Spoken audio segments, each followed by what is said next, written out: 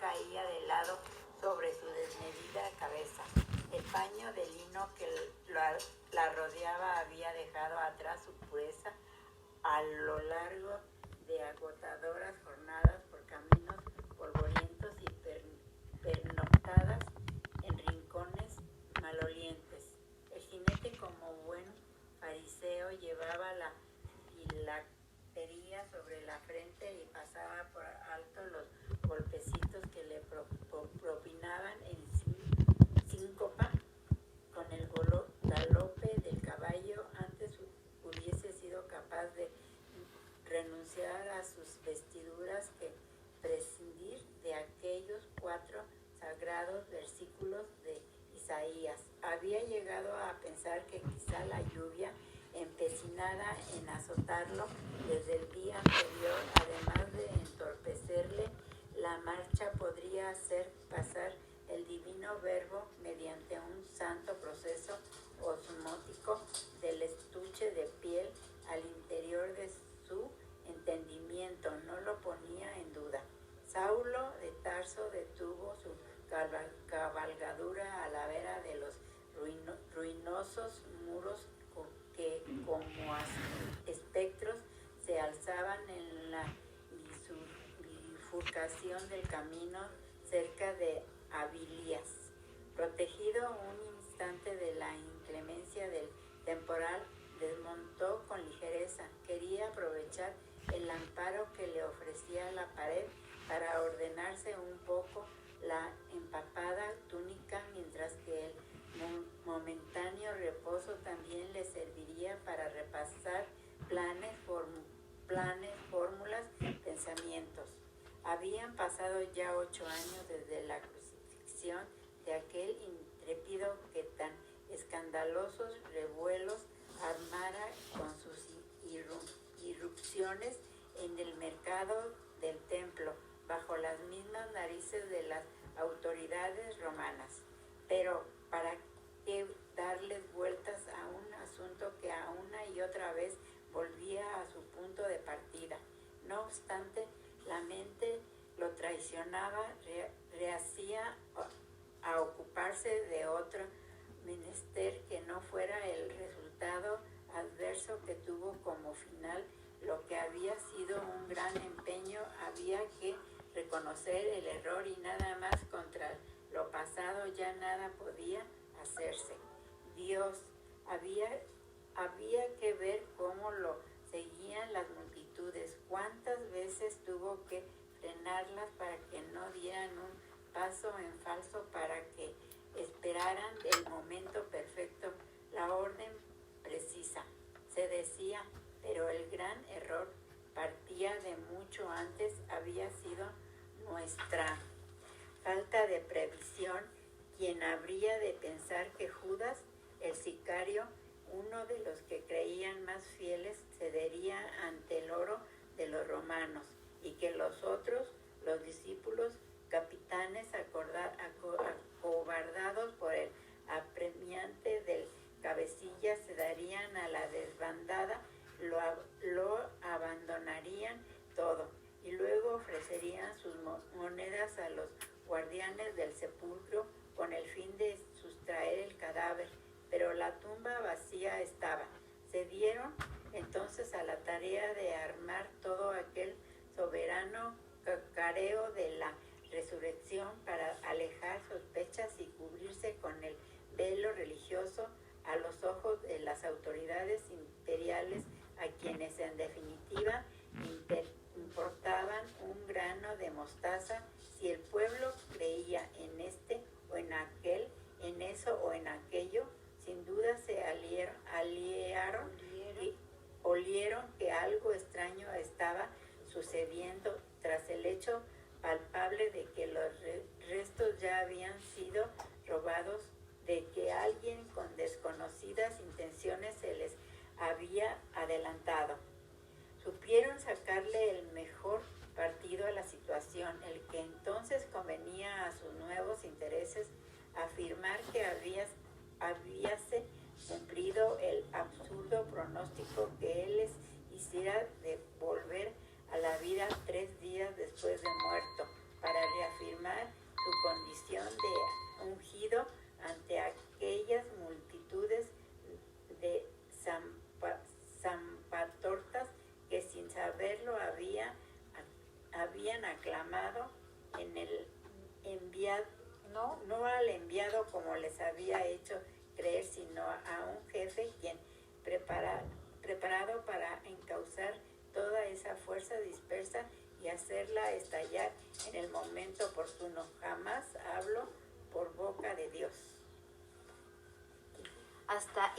caso, desde entonces, no han cesado los comentarios acerca de su milagrosa resurrección, habladurías de cuántos regresaban de Jerusalén cada Pascua. ¿Cómo diablos iba a resucitar si su cadáver había ido a parar al Gehinnom como el de cualquier inmundo animal expiatorio? Allí, podrido, irreconocible, se volvió un puñado de polvo que el viento de seguro esparció por el desierto. No hubo otra alternativa. Todo el celo que pusimos en evitar que tanto la tumba como el cadáver se convirtieran en objeto de idolatría se vino abajo por la traidora y ambiciosa actitud de aquel par de soldados de baja estofa. Eso nos pasó por fiarnos del enemigo, por echar perlas a los puercos, utilizando una de sus torcidas frases. Después vino el resto de las farsas, las apariciones en distintos sitios, durante 40 días, las burlescas comilonas con el resucitado a orillas del Tiberíades, el falso testimonio del que dijo haber tocado las heridas de sus manos y hasta haber metido los dedos en el lazazo del costado. Ellos mismos se mintieron, creyeron en sus propios embustes. Ninguno puso en duda las intenciones de los otros.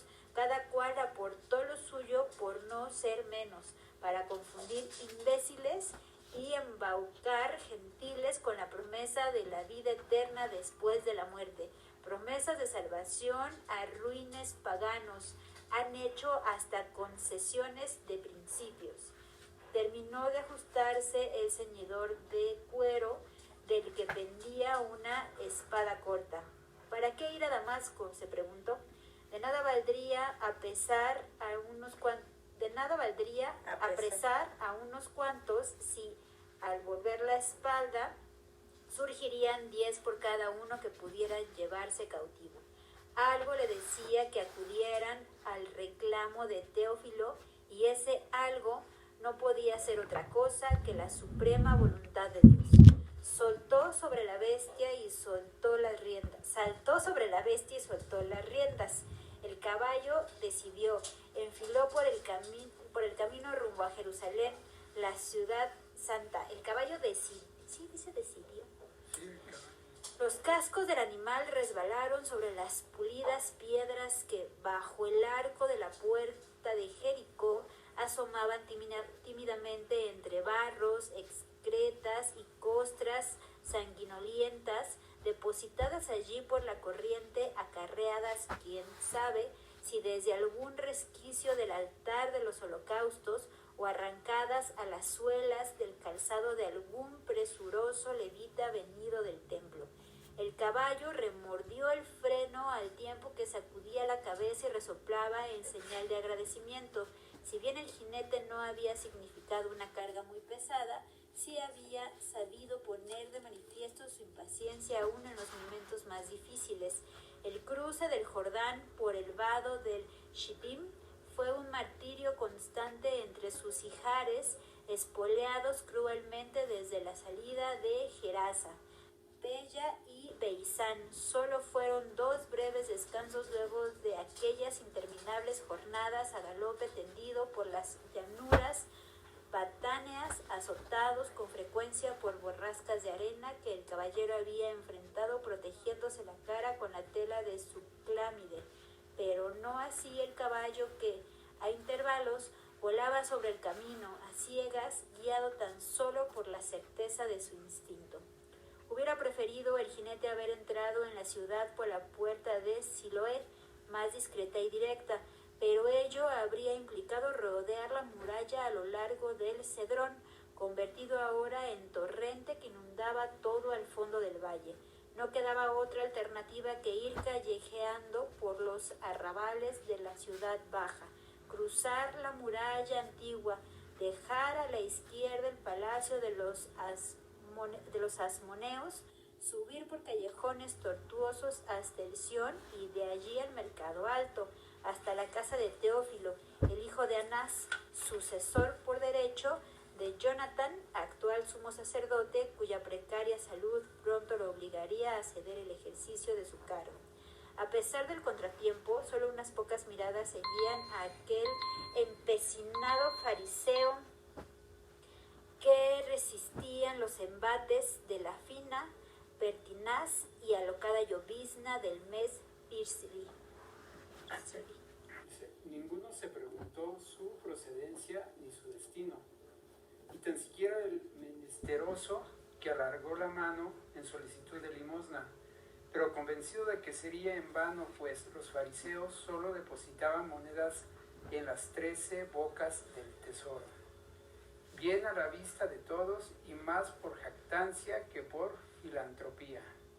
Cruzó el arrabal de los queseros lo más presto que pudo, huyéndole al tufo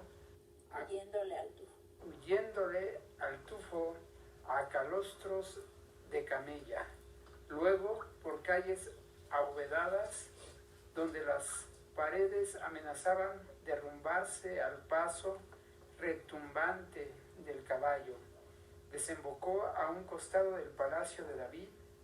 Allí desmontó con cierta ligereza, en contraste con su estampa grotesca, y partizamba.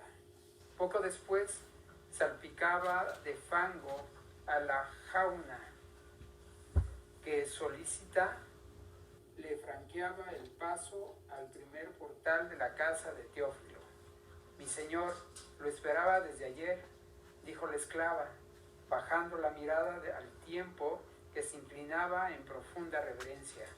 Saulo de Tarso hizo su entrada en la quinta del futuro sumo sacerdote de Jerusalén, y algo en lo profundo de su alma, algo le decía que había hecho bien en dejar a un lado el camino de Damasco. Sin saber por qué, tenía la certeza de haber tomado la más segura y clara de cuantas decisiones se le hubiesen presentado en la vida.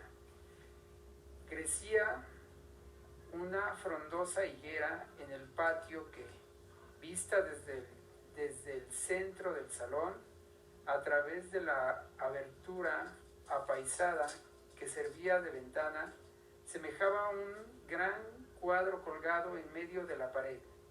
Pero continuaba lloviendo y cada gota, al resbalar por las hojas y caer en el estanque al pie del árbol, aportaba a la escena esa porción de movimiento apenas suficiente para romper hechizos imposibles de lograr aún por el más diestro pincel.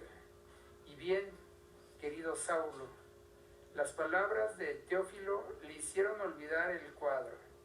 No llevaba el prelado su mitra de brocado, ni era de carmesí su vestidura corta, como hasta un rato antes, cuando, rodeado de heraldos, juzgaba reos acusados de infidelidad, alguno que otro falso mesías, o a idólatras, gente que durante el día recitaba de memoria los salmos, guardaba preceptos y cuidaba su boca de blasfemias.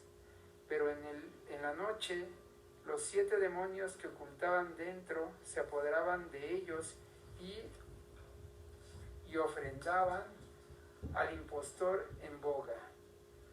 Que no pocos farsantes habían surgido en los últimos años, sobre todo desde el estruendoso fracaso de Jesús, la mejor concertada de todas las maniobras que muchas y selectas inteligencias habían lucubrado como primer paso para dar comienzo al gran levantamiento contra el opresor romano. No muy halagüeñas son las noticias, al contrario, dijo él de Tarso, mientras una sonrisa acentuaba un poco más lo mucho de grotesco que había en su rostro. Efeso, Antioquía, Corinto, Atenas, Sidón, Cesarea, Galilea, por supuesto, y hasta en Jerusalén, continuó Teófilo, una plaga sobre la nación, querido Saulo. También hay indicios de que en Samaria, inadmisible, Él nunca tuvo instrucciones de llegar tan lejos como para insinuar siquiera a sus hombres la inclusión de un cerdo samaritano entre las filas de los hijos del Señor. Teófilo hizo un gesto vago con la mano. El Asaf ordenó prender las lámparas de las paredes y traer vino, un suave aroma de juncos y cinamomo se esparció junto con la luz por toda la habitación. Él no, pero sus seguidores, al parecer, piensan aceptarlo. Han dicho que una vez habló acerca de una historia en la cual cierto samaritano salvaba a un judío luego de que varios de sus hermanos le habían negado ayuda. No pongo en duda que hayas hecho semejante cosa. Por entonces ya se nos iba de las manos. Quizá ya había perdido la confianza en el plan o había perdido la cabeza. ¿Quién sabe? Me inclino a pensar que tomó en serio su papel de profeta. Hay individuos a quienes se les perturba la razón al sentirse aclamados por las multitudes. El exceso de poder es capaz de corromper y de trastornarlo todo. Nicodemus me refería hace poco a su encuentro con él en el Monte de los Olivos, justo el día en que formó el primer alboroto en el templo. Dice que le salió con un discurso filosófico y una sarta de incongruencias tales que le fue imposible hasta ponerlo al tanto de las últimas instrucciones. Lo notó un poco alterado. Dice que hasta en su mirada había algo de turbio. Días después recobró toda su elocuencia y pudo continuar, pero esos momentos de desvarío continuaron, repitiéndose cada vez con mayor frecuencia. Si nos hubiésemos dado cuenta a tiempo, no hubiera sido necesario crucificarlo, ni hubiese dado pie para todo lo que vino después y que ha desembocado en esta penosa situación. Ya sus seguidores invaden hasta nuestras propias sinagogas en Antioquía. ¿Cómo han atrevido a sustituir al principal de la casa de Dios? ¿Se han atrevido? Ay, es que agarré doble. Se han atrevido a sustituir al principal de la casa de Dios y a Asán, aprovechándose de ello para imponer sus ritos como si fueran oficiales. El llamado bautismo, por ejemplo, auspiciado por el que se decía precursor del esperado, aquel loco del Jordán que Antipas mandó degollar, ¿con qué potestad lo hacen, hermano Teófilo? ¿Quién los ha investido con semejantes prerrogativas? La pregunta queda en el aire, zarandeada por unas rachas de viento húmedo que irrumpen en la habitación. El joven Saulo dio unos pasos hacia la ventana. El cuadro de la higuera se amplió de manera que abarcaba nuevos detalles, un rosal de flores blancas trepaba el muro a la derecha, perdido casi entre el espeso follaje de los jazmines. Hasta él llegó esa mezcla de olores dulzones que entraba a raudales por las puertas en lugar de ventanas de su aplastada nariz. ¿Y eres tú precisamente, Saulo de Tarso, quien me lo pregunta? Bien sabes que no has sido ninguno de los 70, ni siquiera el inepto de mi hermano, víctima unas veces de arranques infantiles o impelido al desatino por esas fiebres que lo consumen. Todo parece responder a una confabulación de consecuencias imprevisibles, o peor, un cisma como el que se produjo a la muerte de Salomón. Acabarán separándose de la ley que nos entregó Moisés para convertirse quizá hasta en nuestros más encarnizados enemigos. Eso es lo que vislumbro. Saulo le dio la espalda a la ventana. Las osadías de sus seguidores, hermano Teófilo, han sido tales que me llevan a considerar esta conducta como parte de un plan para confundir a las autoridades romanas y que éstas ganaran confianza en la nueva facción y la vieran como un elemento divisorio en nuestras filas. Tal parece que quieren hacer de Jesús un abanderado de flamantes ideas religiosas y así quitarles de la cabeza a los romanos su faceta de rebeldes contra el imperio. Eso era lo que pretendíamos que sucediera cuando lo lanzamos a la palestra como el nuevo Mesías años atrás, pero sin llegar a estos extremos, claro está. Son tiempos pasados, querido Saulo, y lo ha pasado pisoteado yace en el recuerdo de la gente, y lo pasado pisoteado yace en el recuerdo de la gente. Ten en cuenta que una semana después del inevitable sacrificio, salvo sus capitanes, ya nadie hablaba de él.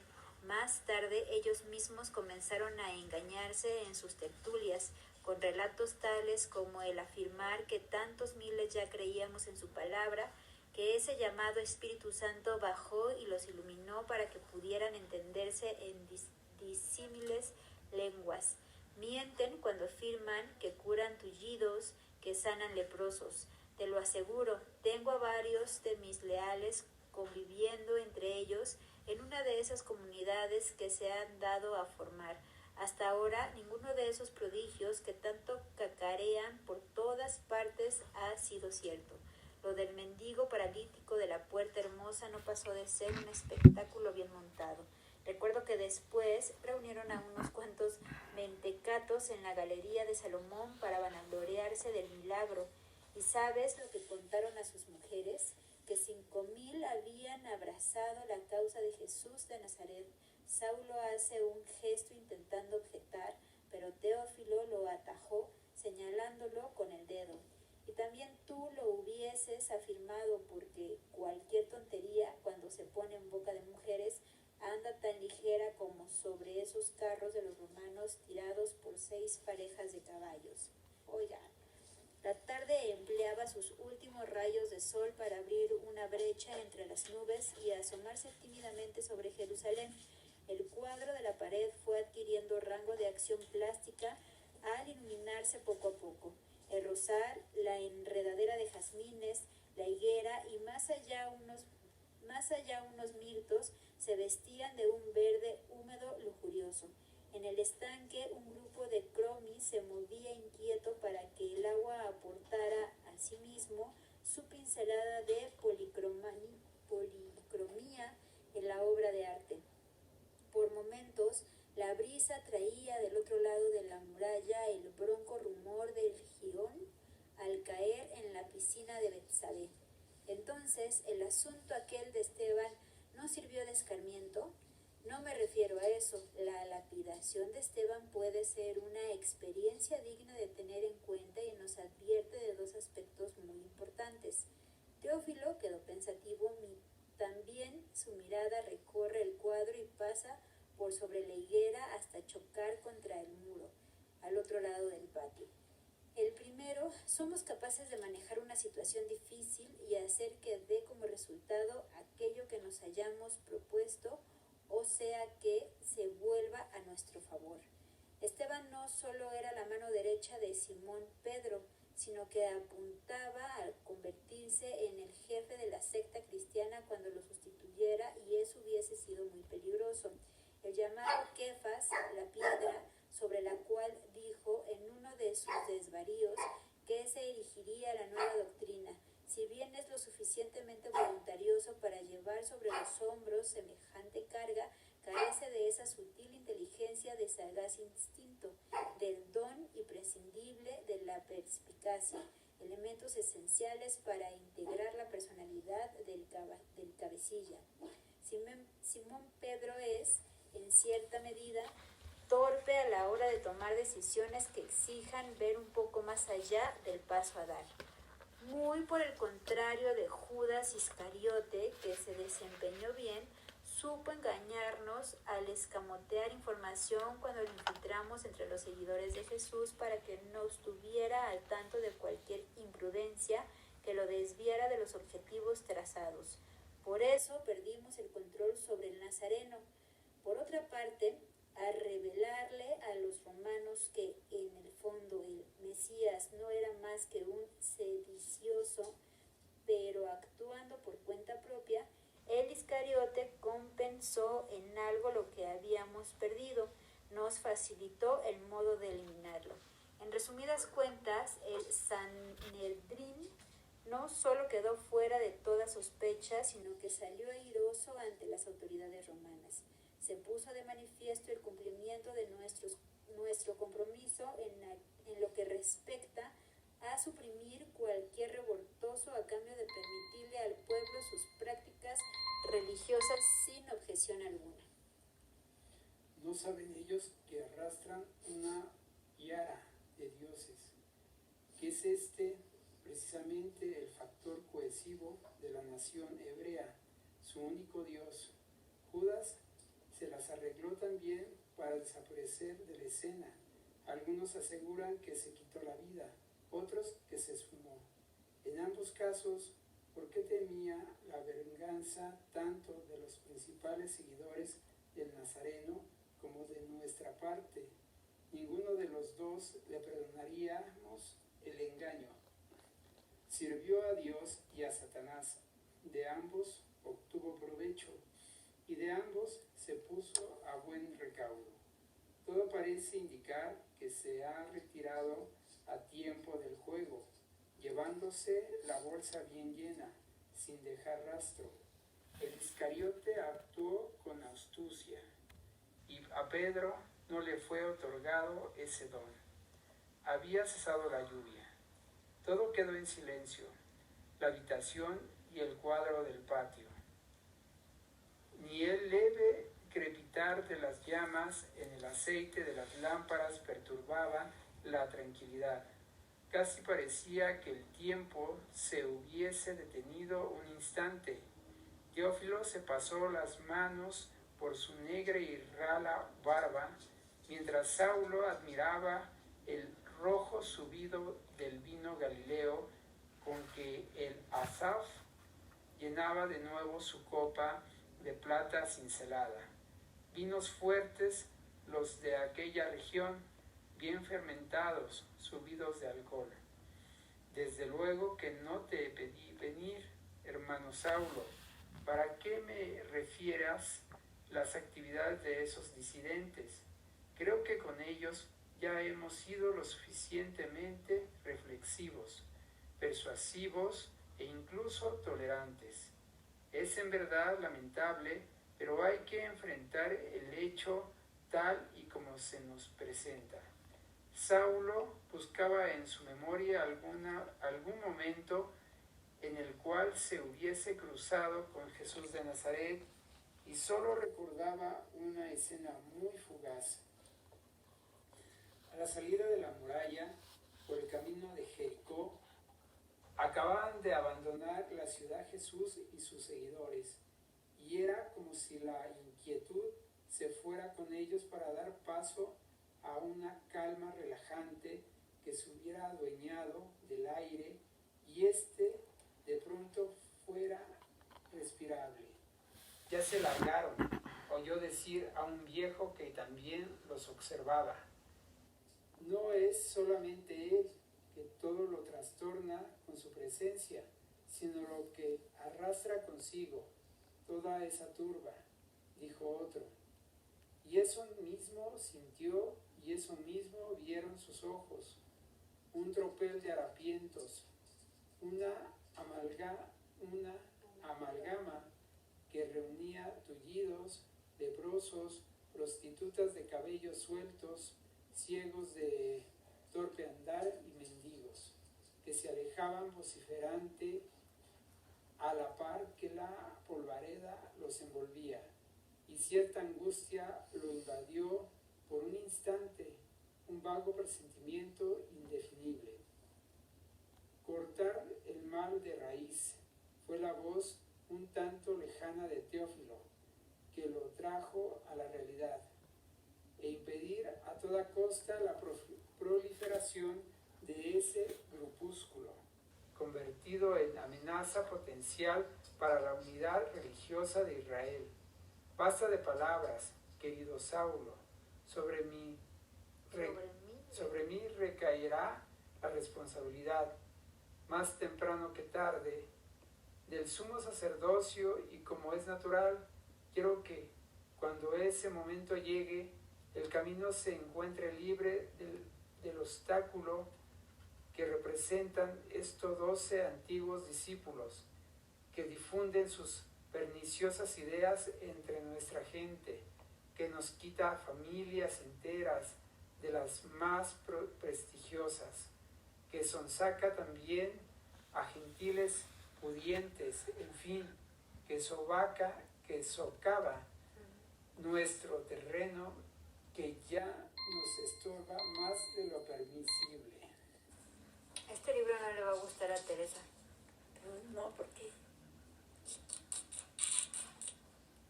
Aquí ponle un punto, para que no se te olvide, Chanis. ¿Se lo podemos recomendar? Pues aquí, ¿qué vamos? No, baila.